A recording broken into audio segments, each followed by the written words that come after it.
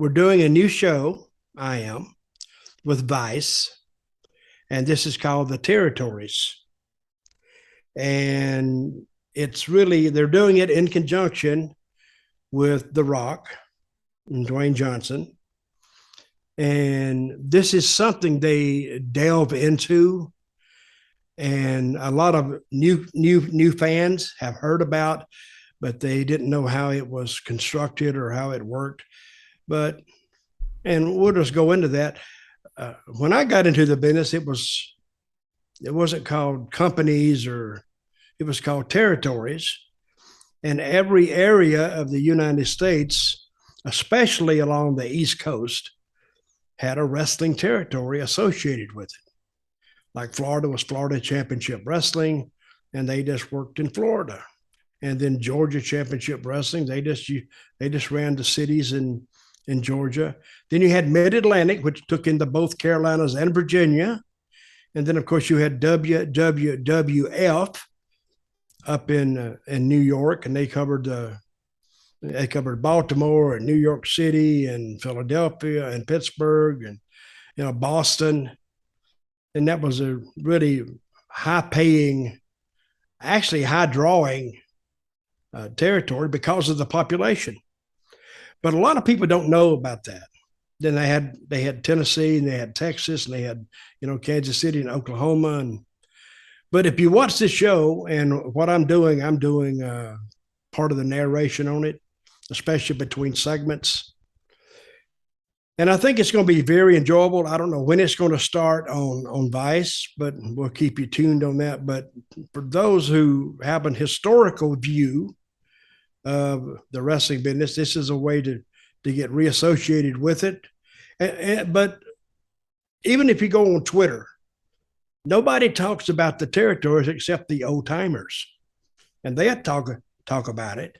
But if you don't know what that means, this series they'll kind of break it down for you. But it's old stories and how the territory started and what they were famous for and this, that, and the other. And like I think they're doing Puerto Rico too, and they will cover the Bruiser Brody incident on that one.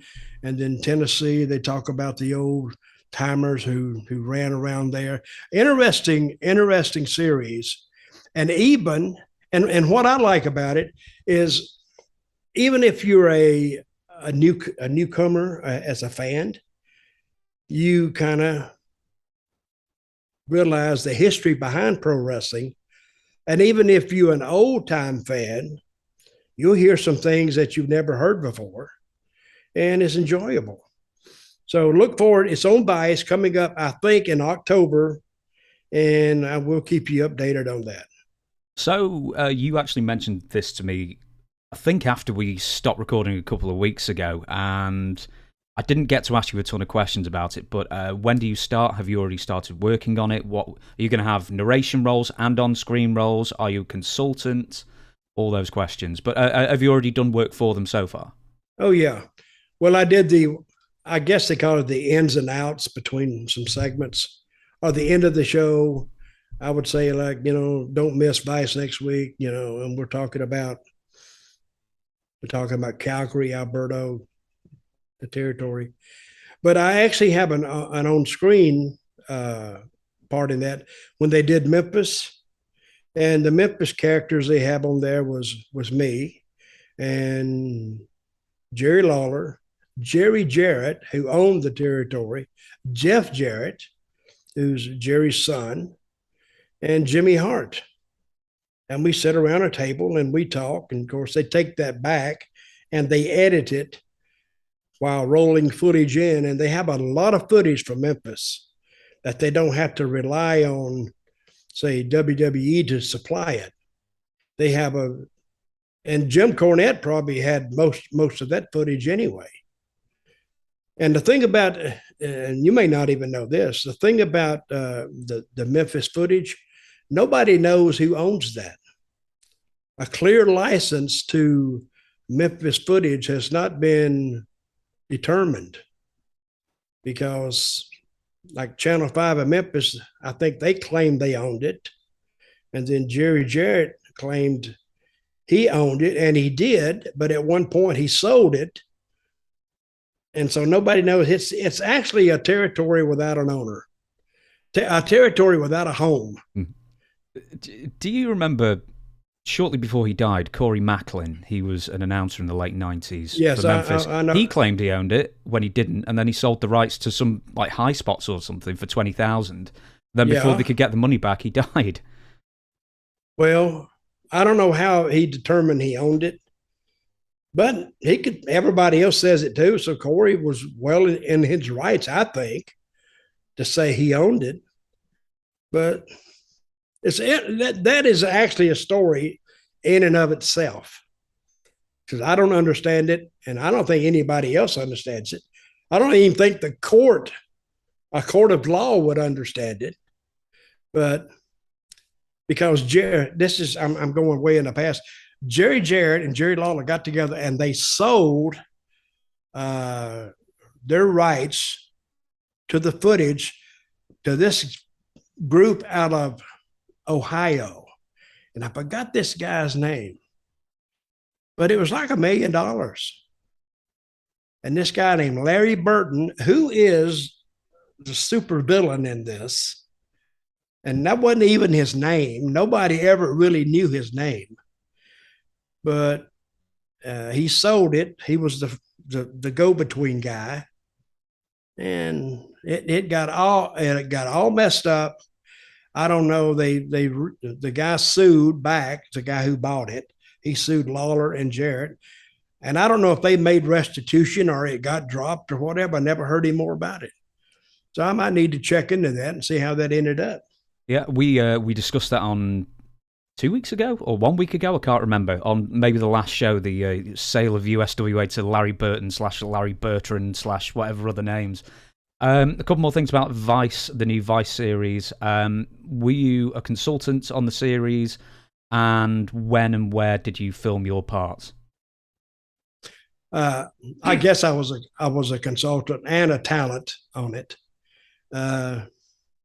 And the only reason I did it this time, because Vice is in Canada and they have a rule that you can't work on their shows.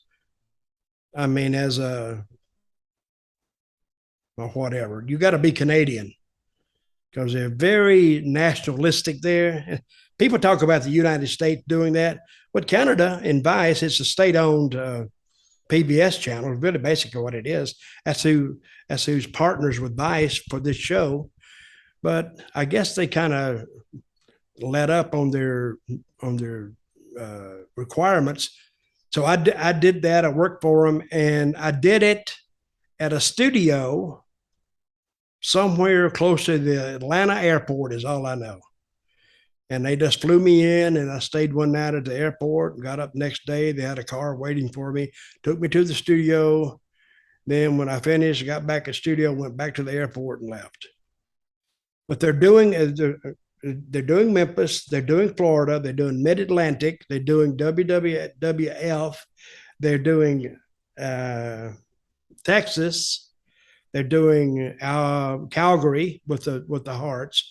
They're doing that, and I don't know what else they're doing. I think they're actually doing Puerto Rico, except for that last show with Bruiser Brody on Vice. That may have cooked them of Puerto Rico working for him, because that series kind of indicted all of them down there. So they may be a little ticked off about that. But I think it's really going to be a really, really good series, enjoyable to watch. And instead of, bad endings, I think they have some stories that, are funny, and just things that happened about how it started and how it ended. Yeah, I like the Dark Side of the Ring series because it was accessible. You did not have to be a big fan. It's the kind of thing you could sit there and watch with a non-fan, your partner, let's say, Yep. And they wouldn't walk out of the room, because it was all about the human interest stories that are universal, not just in wrestling. Oh, it was good, because you didn't have to be a fan, because they would start you on this story, and it's like watching a crime story. Well, this guy had did this, and they just bring you into it.